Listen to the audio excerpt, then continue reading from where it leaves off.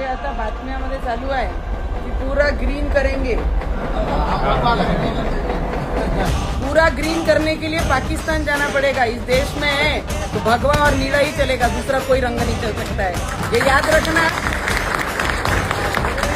छत्रपति शिवाजी महाराज ने जब बोला था कि ये राज्य में जो धर्म के लिए हम काम कर रहे हैं, जो महाराष्ट्र में रह रहे हैं, ये धर्म के लिए हम जिएंगे भी और मरेंगे भी।